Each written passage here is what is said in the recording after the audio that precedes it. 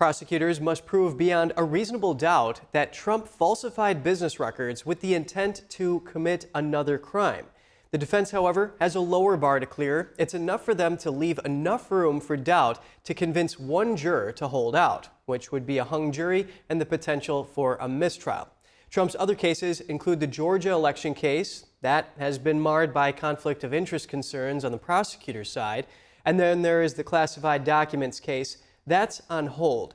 And the federal election case, which has elements of it being deliberated at the Supreme Court to determine if Trump has immunity from actions taken while in office. All this with just about 5 months to go before the presidential election.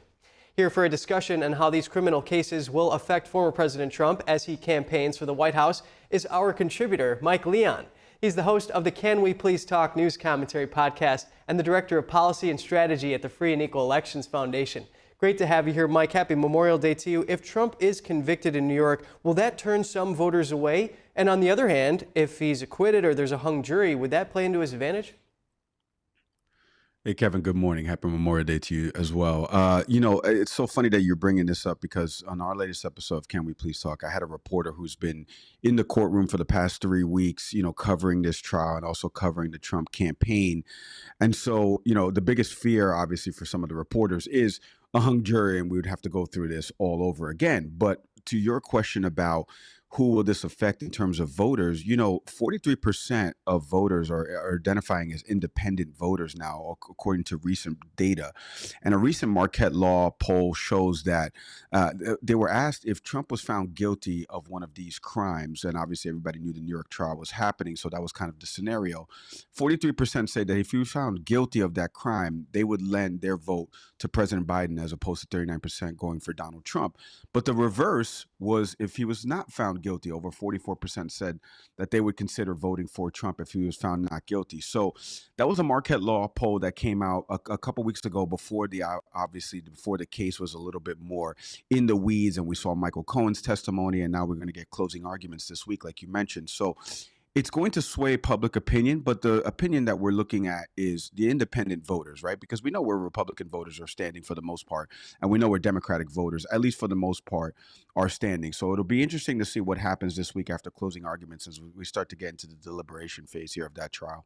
Yeah, very interesting statistics you're bringing out here. And there's a DOJ litigator, Gene Rossi, spoke to Newsweek, and he said that if Trump is convicted in New York, that's about 3 to 5% of those voters that are going to be impacted there. But if there's a hung jury, Trump's just going to claim a huge victory there, and it could possibly play into his advantage. Judge Cannon put Trump's classified documents case on hold indefinitely while some legal matters play out here. Will that benefit Trump, having this pushback? Yeah, I mean, they're all benefiting Trump right now. I mean, you mentioned it before in your intro about Fani Willis with the Georgia stuff. The documents case in Libertarian is probably the strongest case according to legal experts that I've spoken to. Obviously, classified documents retention, and obviously what happened with NARA trying to retrieve those documents over, an 18-month period. We all saw what happened with the Mar-a-Lago raid.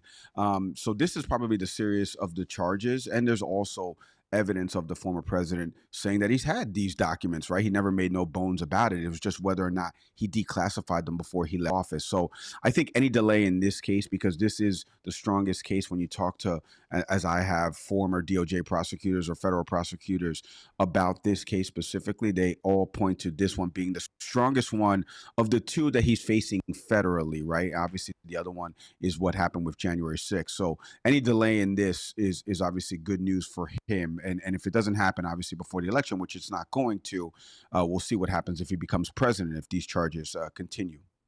Okay, Mike, so on a lighter note, what's up with those squeaky rubber chickens that were used at the Libertarian convention in D.C. where Trump was at? I'm so glad you asked about this because so if people don't know, the Libertarian Convention was over this weekend. RFK Jr. spoke at it, and obviously Vivek Ramaswamy spoke at it, and obviously the former president spoke at it. And a super PAC for RFK made these rubber chickens that say, you know, debate Bobby on it. And so they want, obviously, RFK to be a part of this debate. Now, look, at the Free and Equal Elections Foundation, we're putting on a debate on July 11th that we've invited all of the candidates to, because we truly believe that all of the candidates should be able to participate in this debate. We know former President Trump and President Biden are going to be debating on CNN on June 27th.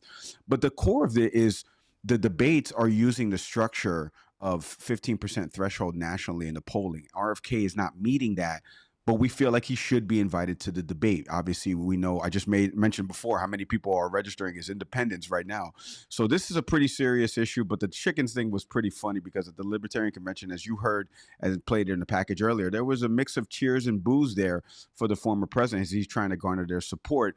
The way you would garner a little bit of that support is to debate some of the other third-party candidates that are out there that are running for the highest office in the land.